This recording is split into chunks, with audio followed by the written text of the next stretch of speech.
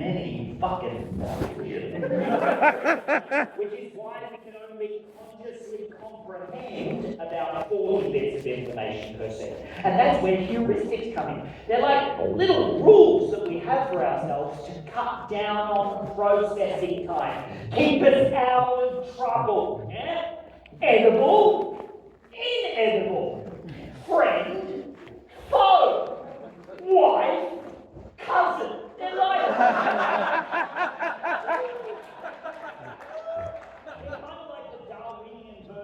Fuck, marry, kill. Yeah. Mental shortcuts that we evolved as a survival technique to help filter and prioritize 11 million bits of information down to 40 so that our heads don't fucking explode. Before this evolutionary development, lot of exploding heads. Oh yeah, very common amongst early humans to just... Even before humans, fish, prehistoric fish, taking their first magical steps onto land. This looks up. Exploding prehistoric fish heads. Oh, fuck you, Magoobies, it's true. Yeah, Randy. They found fossils. They found exploded prehistoric fish head fossils. At first they thought it must have just been a time-traveling Christian with a sniper rifle. Oh my God. Just trying to stop the theory of evolution from being taught in school. Then eat feet, then slippers. You get your shaving asses back in that water. Oh my God. Yeah!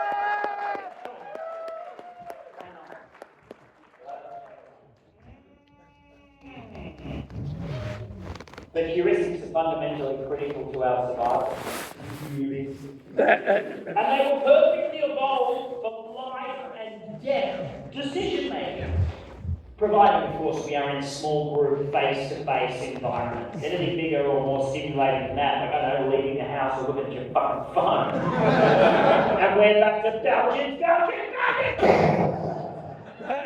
modern day gimmick makers know this, which is why they bombard you with constant overwhelming noise to make you vulnerable enough to buy a gym membership or believe Pete Hegseth. Yeah! But in my opinion, my friends, there is nothing more pure in this world than a pre-internet gimmick. Oh, the pre-internet gimmick. Back when you could develop your own gimmick, before everybody started filming each other all the time, and we became this surveillance culture, making kids self-conscious too early, stopping kids from making dickheads of themselves before they discover what makes them actually interesting. There's no trial and error anymore. You've got to come out of the gates perfect, you know? I mean, you remember the double-jointed kid at school? Yeah! Yep! He's an investment banker now. I knew a kid who, at the end of every house party, he would drink the bong water. Yeah, no way he would have developed that talent if everybody in the room had a 4K camera in their fucking pocket. That's the kind of talent that needs to develop away from the spotlight. In a dark room somewhere, like a little bong water infused mushroom.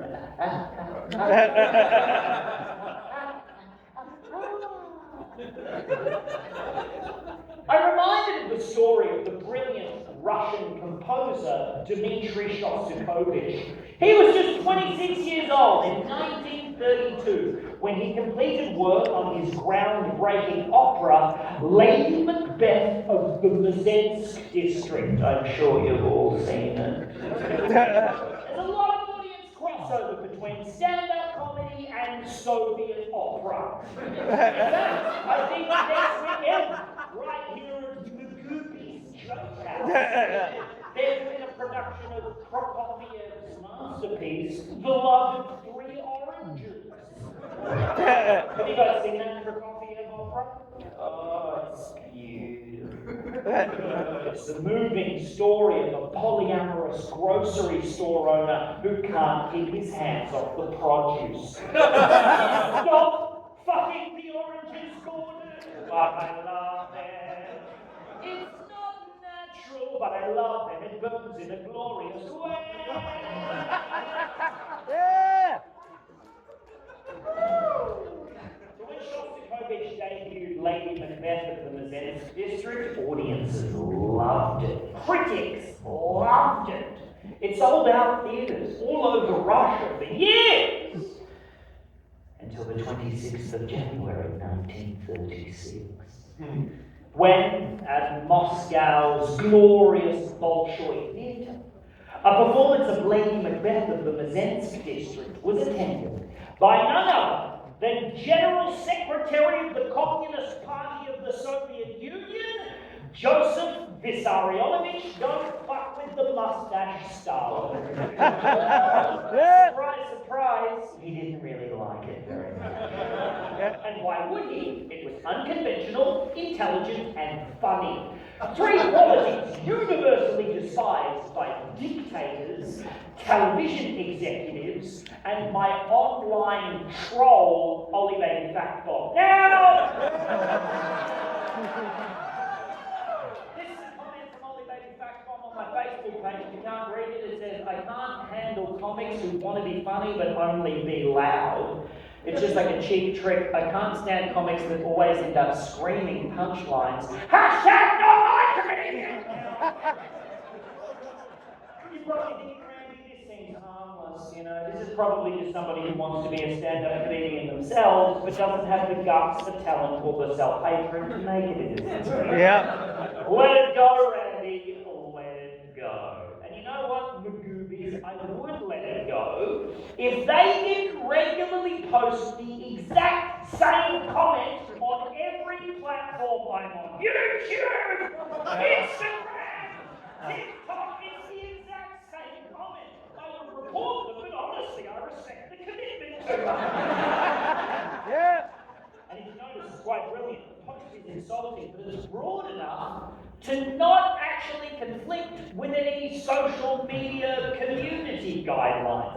I mean, if they just came out and called me a dumb purple fuck, I'd be able to take them down. As it stands, I want to live with this shit. You know, it does sort of help that their profile picture is a different image of a Tarsier on every platform. That really tickles me for some reason. And so I remain relatively unaffected by the disapproval of Ollie Baby Factbomb. Dmitry Shostakovich, on the other hand, was deeply affected by the disapproval of General Secretary of the Communist Party of the Soviet Union, Joseph Vissarionovich, don't fuck with the mustache Stalin, seen here harassing a puppy. Whoa. Oh, fuck, I could have made that image way more violent. But I think it's more sinister that he's just holding them. What? Why is it crying? It's just a moist-eyed puppy.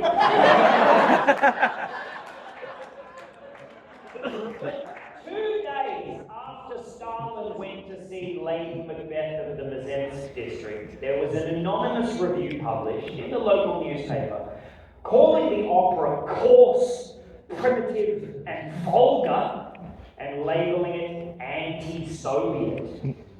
Shostakovich was immediately branded an enemy of the people. The opera was banned. Shostakovich lost his income. He feared for his life. And his friends, family, and colleagues either publicly turned on him, or got arrested, or executed. Ooh. So by comparison, I'm cool with this guy! Let me out the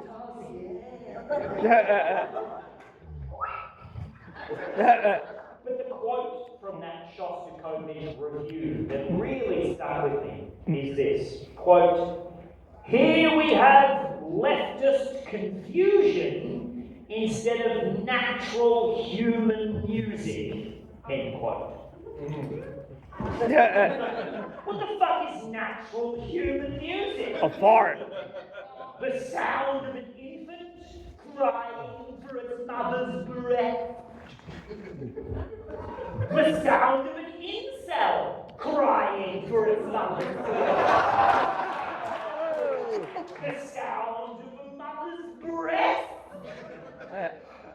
Breath. A fart. That review goes on to say, quote, that was just to you. The review goes on to say, quote, the danger of this trend to Soviet opera is clear. Leftist distortion in opera stems from the same source as leftist distortion in painting, poetry, teaching, and science. Petty bourgeois innovations lead to a break with real art, real science, and real literature, end quote. And therein lies the troubling question, my friends. Who has the right to dictate which art is real and which art deserves persecution? Who the fuck are you to tell me what is real art, real science, or real literature? Fuck! Yep. Oh, shit. Fucking hell. Oh, that's bad. Yeah. Clap it. Yeah, Randy. So it really fucking undermines your point when you tell me what to say. Oh, it's really bad, you guys. Fuck. No, that missing bolt, that was pretty no, I'm gonna have to fix it. I'm so sorry. The missing bolt. I'll be right back. I'm so sorry. Hank, stand by. It is I, the missing bolt. I am not missing after all, but rather I have escaped the regime. Yes, the fool is.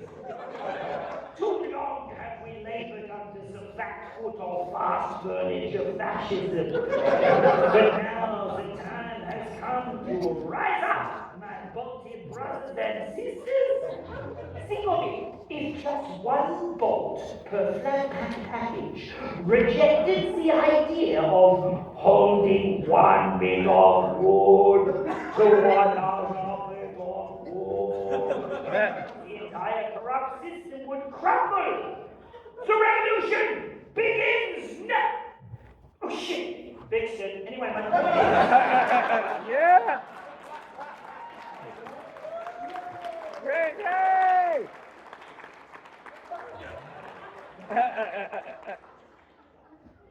My point is, Shostakovich wrote an opera when he was just 26 years old. Which is crazy, you guys. Because I also wrote an opera when I was 20 years old. And it was just as groundbreaking and just as sophisticated as Dmitri Shostakovich's one was. Yep. Chlamydia! Chlamydia!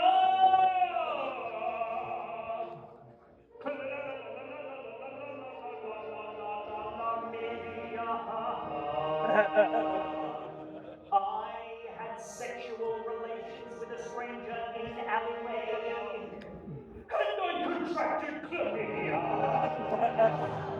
Then I drove home drunk to eat some instant noodles.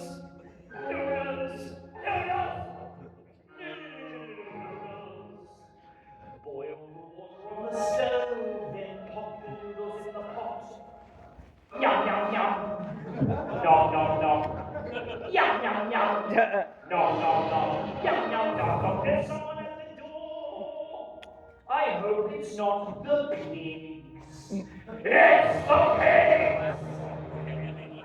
The pig came to take me to the station because he saw me driving ratting out on the streets. But by the time he got there, Yeah. I was already inside my house. You're in my house. Fuck you, piggy.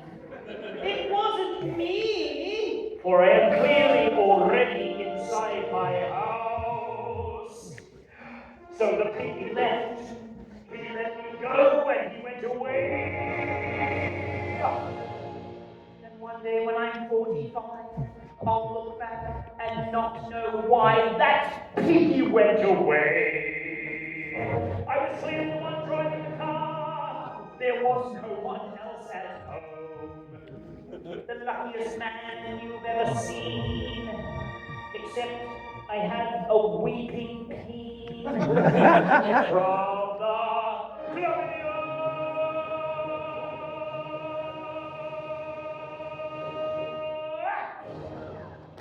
Yeah! Randy!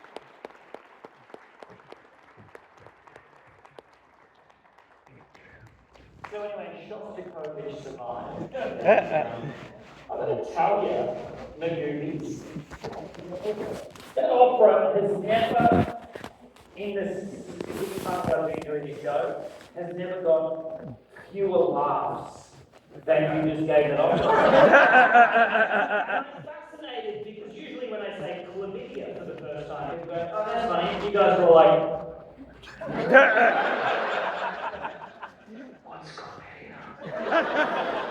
You've not had chlamydia in Maryland. What?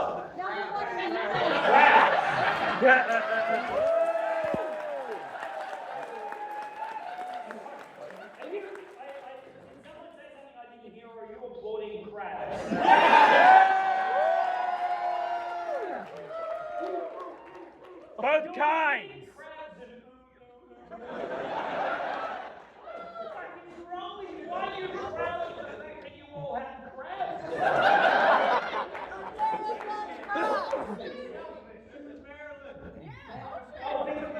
Welcome to Maryland. We got crabs. You guys are fucking insane. We got the good kind of crabs. We got shellfish. Clam chowder. Randy. Fucking hell. You know, overall, that opera song does better in European and English countries and in Australia. And the reason I think that it does do so well here is when I say the cop came to my door and I said I was already in my house, and then the cop goes fine and leaves. In America, that would never happen.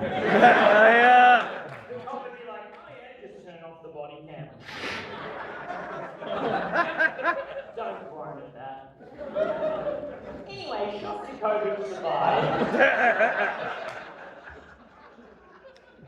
And he kept making music in Shostakovich. He kept creating, he kept making operas. But you know what he started doing? He started encoding anarchic messaging into his operas as a fuck you to the totalitarian pricks who were trying to censor it. He would do crazy shit like use happy music in sad scenes and sad music in happy scenes. And he even started encoding a simplification of his own name into the music, using the motif DSCH in the German notation of D, E flat, C, B natural. DSCH, Dmitri Shostakovich. Yeah, it's a pretty fucking convoluted method of rebellion. The fact that you all did a studio audience. But you know what? For all of that, Shostakovich managed to stay alive. That's the main thing, you know. He stuck with it and he stayed alive. But he paid a hefty price for his commitment to a gimmick. We all do. We purveyors of gimmicks. Those of us willing to put ourselves on the line for the entertainment of others. Mm-hmm. It's always a humbling moment when you raise your consciousness to the wheel that you are chained to.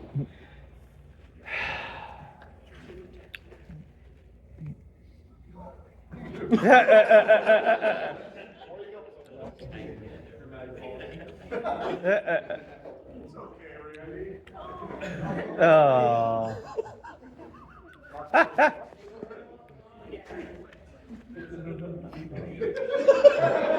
She's making me feed her cheesecake. Too dramatic. Jesus Christ.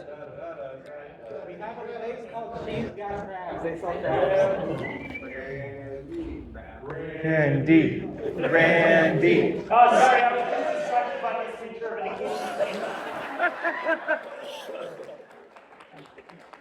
We're talking gimmicks of the animal kingdom. You can't go past Captain's four-headed dick over here. Oh my God. Kittens have a four-headed penis. And when I wrote this show, I never thought I'd perform in front of screens this big. Can I also just say, while I'm commenting on you as an audience, most people last a tiny bit longer before having to go, hey, Randy, fucking blah, blah, blah, blah. In that silence, I've never met a room full of people less comfortable in their own company. If you don't know anything about echidnas, they are a monotreme. Monotremes are egg-laying mammals. The only other living monotreme is, of course, the platypus. The main difference between the two being that the platypus is aquatic and the echidna is a quad dick. Yeah. So don't clap, I'm just getting started.